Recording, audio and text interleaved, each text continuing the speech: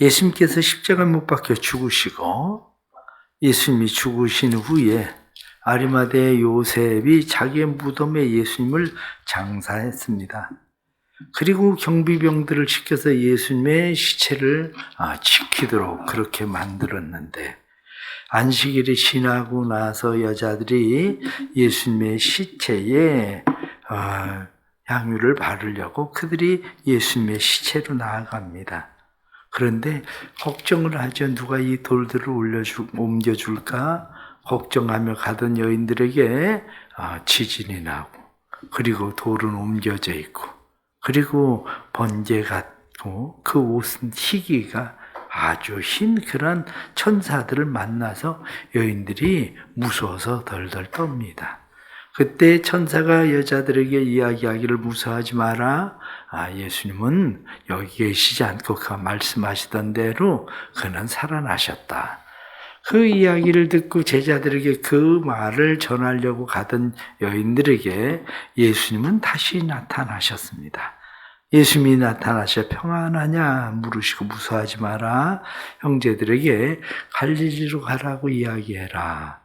그렇게 이야기하고 그 사건이 일어난 일에 대해서 거기에 경비병들이 있었는데 이들이 가서 이 일을 고하게 되죠. 그리고 대제사장과 장로들은 그들에게 이야기하기를 걱정하지 마라.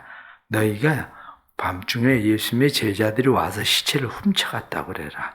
도둑질을 했다고 그렇게 이야기해도 우리가 너희에겐 해가 되지 않도록 그렇게 하겠다 이야기하고 그들에게 돈을 주었다. 그러고 말합니다.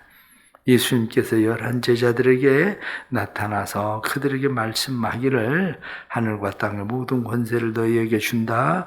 그러니까 가서 모든 민족으로 제자를 삼아 아버지와 아들과 성령의 이름으로 세례를 주고 내가 너희에게 가르친 모든 것을 그들에게도 가르치고 내가 세상 끝날까지 너희와 항상 함께 있겠다 약속하신 주님의 말씀을 하시죠.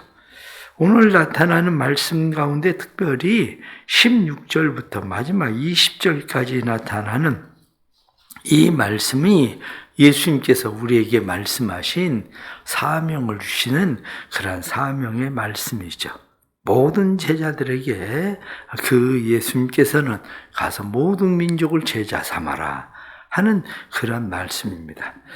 특별히 여러분들에게 함께 말씀을 나누려고 하는 것은 주님께서 우리에게 주신 지상 명령이라고 말씀하시는 모든 민족을 제자 삼는 일, 아버지와 아들과 성령의 이름으로 세례를 주는 일, 이것이 우리가 해야 되는 일들인데 왜 우리는 이러한 일들을, 교회는 이러한 일들을 잘 하지 못할까 하는 그러한 일들입니다.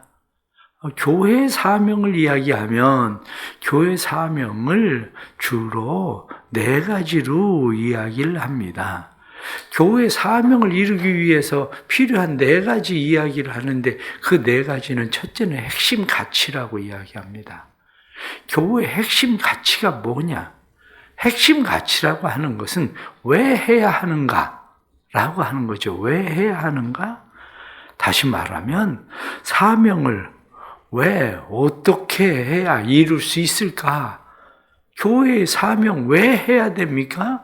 복음을 왜 전해야 됩니까? 복음을 우리가 왜 해야 되는지에 대해서 분명하게 우리가 갖지 않으면 우리는 왜 해야 되는지 이유도 모르고 그냥 가고 있는 것뿐이죠. 복음의 핵심 가치는 뭐냐면 하나님의 나라입니다. 사람들의 마음속에 하나님의 나라가 이루어지는 일, 우리의 가정 속에 하나님의 나라가 이루어지는 일, 우리의 살고 있는 지역 사회 속에 하나님의 나라가 이루어지는 일, 세례 요한이 와서 천국이 가까웠다. 하나님의 나라가 가까웠다. 이렇게 말하던 것처럼 예수님께서 오셔서 천국이 가까웠다. 하나님의 나라는 이와 같다. 이렇게 말씀하시는 하나님의 나라입니다. 교회를 잘 다니게 하기 위해서가 아니에요. 어떻게 하면 교회를 안 빠지고 잘 다니게 할 수 있을까? 다른 사람들로 하여금 예수를 믿게 하는데 왜 그들이 예수를 믿어야 되는가? 그건 결국 하나님의 나라거든요. 그들 안에 구원이 이루어지는 하나님의 나라, 그것이 바로 핵심 가치입니다. 두 번째 이야기하는 것은 바로 사명입니다. 이 사명이라고 하는 것은 무엇을 해야 되나?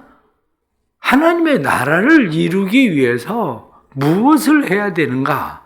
바로 그거죠. 그러니까 하나님의 나라를 위해서 무엇을 해야 되는가 하고 이야기할 때 우리의 삶 속에 우리가 하나님의 나라가 이루어지고 교회 안에 하나님의 나라가 이루어지고 가정에 하나님의 나라가 이루어지고 이 땅에 하나님의 나라가 이루어지기 위해서 우리는 무엇을 해야 되나? 이렇게 이야기할 때에 하나님을 예배할 때 하나님의 나라가 이루어지거든요. 왜 교회는 예배를 강조합니까? 하나님의 나라거든. 예배 가운데 하나님의 임재가 일어나고 예배 속에서 하나님의 나라를 경험하기 때문에 왜 교회는 자꾸 기도하라고 이야기합니까? 기도할 때 하나님의 나라가 그 안에 이루어지니까. 가정을 위해서 기도할 때 가정 안에 하나님의 나라가 이루어지니까. 나라를 위해서 기도할 때 이 나라 가운데 하나님의 나라가 이루어지기 때문에 기도하는 거죠. 그러니까 우리가 사명이라고 이야기할 때에 무엇을 해야 되나? 기도도 해야 되고 예배도 해야 되고 그 일을 위해서 전도도 해야 되고 우리가 그 일들을 위해서 하는 것, 그것이 바로 사명이라는 거죠. 사명. 그러니까 우리는 종종 착각하고 있는 것이 있는데 핵심 가치가 없이 사명을 가지고 있으면 소용이 없어요. 그러니까 교회가 계속 왜 예배 빠졌냐, 예배 드려라. 왜? 왜가 없잖아. 왜? 왜 자꾸 예배 드리라는데? 왜 자꾸 교회는 기도하라는데? 왜 자꾸 전도하라는데? 왜? 그냥 왜 그걸 합니까? 그냥이 아니라 그 일은 왜? 하나님의 나라를 이루기 위해서죠. 교회가 가지고 있는 세 번째가 뭐냐면 비전이라고 얘기합니다. 비전이라고 하는 것은 나갈 방향이에요. 나갈 방향. 그 비전이라고 하는 것은 그러면 그 핵심 가치를 위해서 교회가 나갈 방향은 어딘가? 라고 하는 이 나갈 방향인 거죠. 교회가 미래에 나갈 방향. 그러니까 결국 핵심 가치라고 하는 것, 그것을 성취하기 위해서 교회가 나아갈 방향을, 비전을 왜 그것을 꿈이라고 이야기하고 희망이라고 이야기하느냐? 우리가 나아갈 방향은 결국 하나님의 나라거든요. 하나님의 나라를 향해서 우리는 그냥 나가는 겁니다. 그 나라 핵심 가치를 위해서 나가는 거고 그것을 이루고 그것을 성취하는 거거든요. 그런데 그것을 이루고 성취하기 위해서 좀 더 무엇이 필요한데 그게 뭐냐면 그걸 전략이라고 그래요. 전략. 그걸 어떻게 짤 거냐? 교인들을 어떻게 기도하게 하고 어떻게 예배하게 하고 어떻게 전도하게 하고 이게 전략인 거죠. 결국에는 핵심 가치, 사명, 비전, 전략. 이게 교회가 가지고 있는 중요한 사명이라고 이야기합니다. 이게 교회가 가지고 있어야 될 사역의 4가지 기본적인 개념이고 사명이고 이런 것들이죠. 그래서 우리가 이런 일들을 이루어야 되는데 그럼 교회들은 왜 이런 일들이 안 될까? 오늘 성경 본문에 나타난 말씀을 보면 16절부터 나타난 말씀을 보면 우리가 좀 더 이해할 수 있게 됩니다.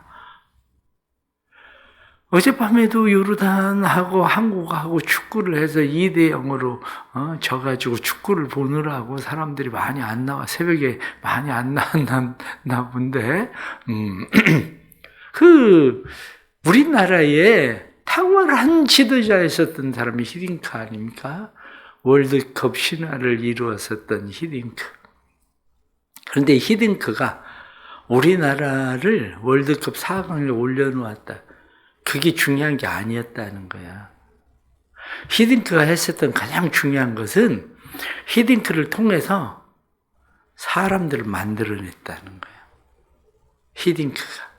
성적이 문제가 아니라 히딩크를 통해서 박항서, 그때 당시에 수석 코치였었던 박항서를 비롯해서 히딩크에게 배웠었던 선수들이 지금은 다 지도자들로 나가 있잖아요.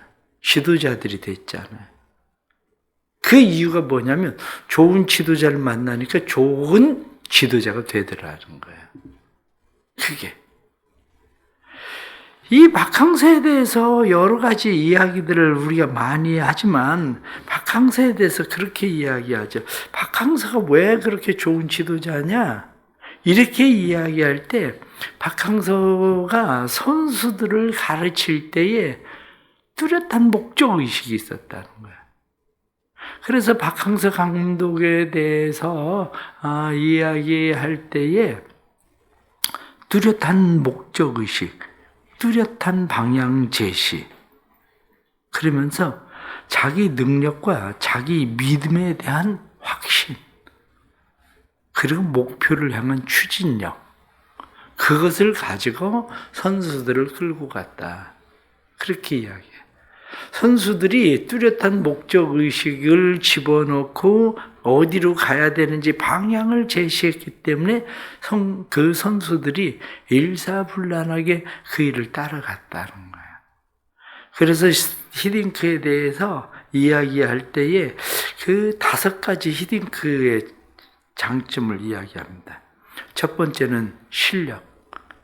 자기 자신이 실력이 있었기 때문에 확신을 가지고 갔다는 거예요. 그 실력이 결국 소신, 두 번째가 소신. 누구에게 누가 뭐라고 이야기해도 소신을 굽히지 않는 자기의 소신. 뿐만 아니라 사람들을 가르칠 때 인격적으로 가르치는 인격. 그리고 네 번째가 가르치는 용기라고 그랬어요. 선수들에 대해서 가르칠 수 있는, 이게 용기가 왜 필요하냐면 자기 실력이 없으면 용기가 없다는 거예요. 자기 실력이 있기 때문에 용기가 있는 거지. 그리고 5번째 이야기하는 것이 엄격함. 선수들에게 아주 엄격했다는 거예요. 그래서 결국 히딩크에게 배운 사람들이 훌륭한 제자가 되었다. 그런 거거든요. 교회에 대해서 이야기할 때에 왜 우리는 이것이 우리의 지상 명령, 다시 말하면 너희는 가서 모든 족속으로 제자를 삼아라.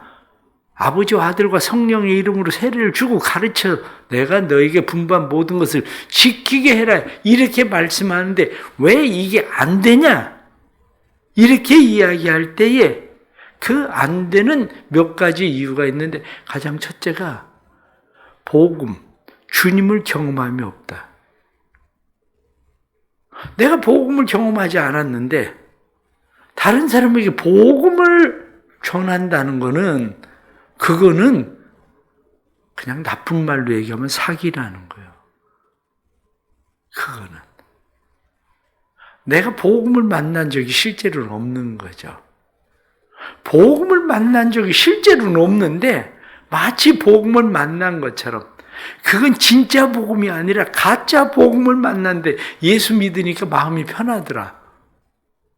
그건 진짜 복음이 아니라 그건 가짜 복음이거든요. 그러면 예수를 믿으면 다 마음이 편해져야 되는 겁니까? 그게 아니거든요. 예수를 믿으면서 고난이 시작되는 사람도 많아요. 예수를 믿으면서 갈등이 시작되는 사람들이 얼마나 많아지는데요. 당장 설 명절을 앞두고 예수 믿기 시작해서 갈등이 시작되고 마음이 편안한 게 아니라 이제 가면은 어떻게 해야 되나 이 갈등이 일어나는 사람들이 생기는데 예수 믿고 그래 편해지는 게 아니거든요. 그러니까 가장 첫째는 복음을 경험한 적이 없다. 그러니 복음을 경험하지 못하면 주님을 경험한 적이 없기 때문에 제자 될 수가 없다. 그거거든요. 두 번째 이야기하는 것이 부활의 주님을 만나지 않고는 부활의 증인이 될 수 없다. 여인들도 부활의 주님을 만나거든요. 제자들도 부활의 주님을 만나거든요. 사도 바울도 사실은 예수님이 십자가 못 박혀 죽고 나서 사도 바울은 예수에 대해서 알았거든요. 실제로는 예수를 본 적이 없어요. 그런데 사도 바울은 부활의 주님을 만났거든요. 부활의 주님을 만나지 않고는 부활의 증인이 될 수 없다. 또 주님의 권세를 경험하지 않고는 하늘과 땅의 권세를 너희에게 준다는 것이 무슨 말인지를 모른다는 거예요. 주님의 권세를 경험해 봐야지. 우리는 어떻습니까? 내가 기도해서 병이 나아본 일이 있습니까? 그 사람은 누구에게도 그럼 기도해봐. 기도하면 주님이 치료하실 거야. 그 말을 할 수 있겠죠. 근데 경험해 본 적이 없어. 의사한테 가야지 무슨 기도를 해. 그럴 수밖에 없는 거죠. 왜? 주님의 권세를 경험해 본 적이 없거든요. 주님의 권세를 경험하지 않고는 주님의 권세를 행하지 않는다. 또 다른 하나는 지금 주님을 느끼지 않고는 세상 끝날까지 함께 하시는 주님을 알지 못한다. 지금 주님을 경험하고 있어야 돼요. 그래야 내가 세상 끝날까지 너희와 항상 함께 있으리라. 이 말씀이 실제가 되는 거지. 그렇지 않고는 그 사람에게 이미 2000년 전에 죽으신 예수로 끝나는 거죠.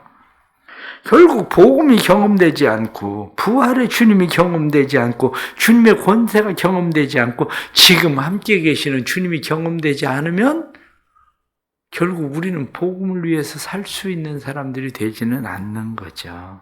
그 일들이. 제자가 되려면 스승을 만나야 돼.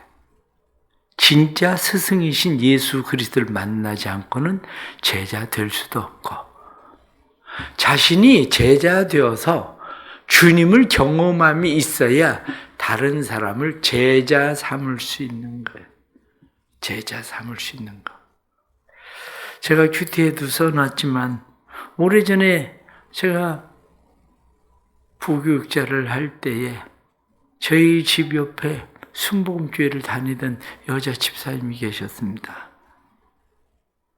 근데 그 여자 집사님을 보면서 제가 깜짝 놀랐어요. 그건 뭐냐면 다른 사람을 전도했는데 완전 새신자예요. 완전 새신자인데 이 사람을 데리고 기도원을 다니더라고요. 근데 금식기도도 시켜.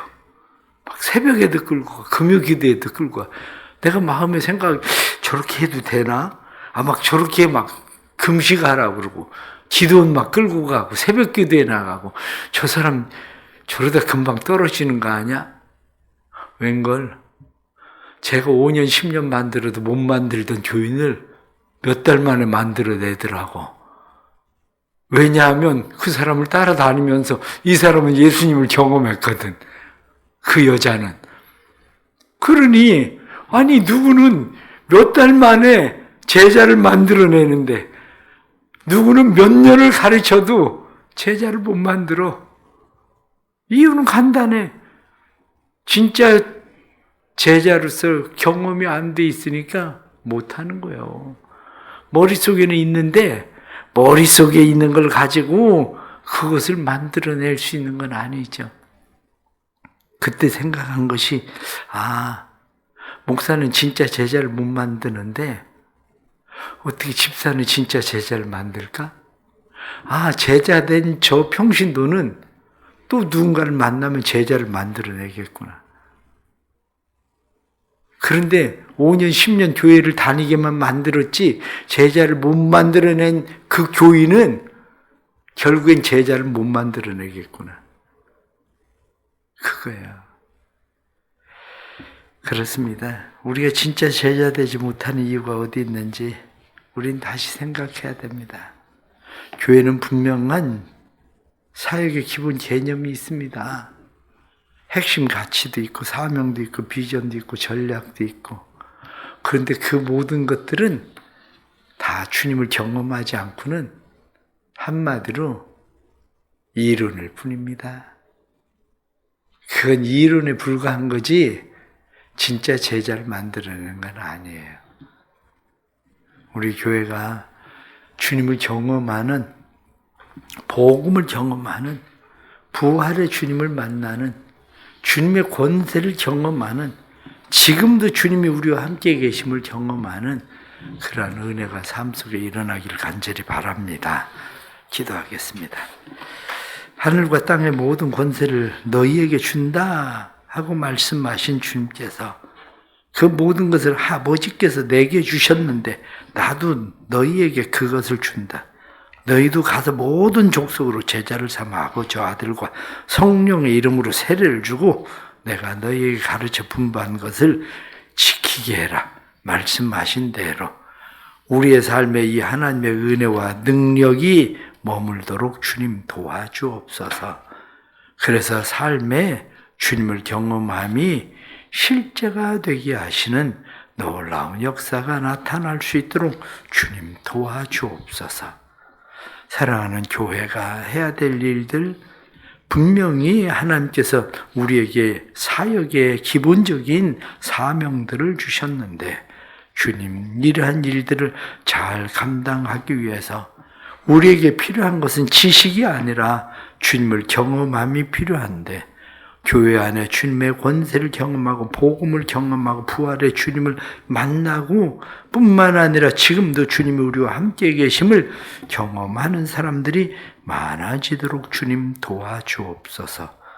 오늘도 성령님 우리와 함께 계시고 우리를 도와주셔서 우리 안에 하나님의 나라를 이룰 수 있도록 은혜를 더하여 주옵소서.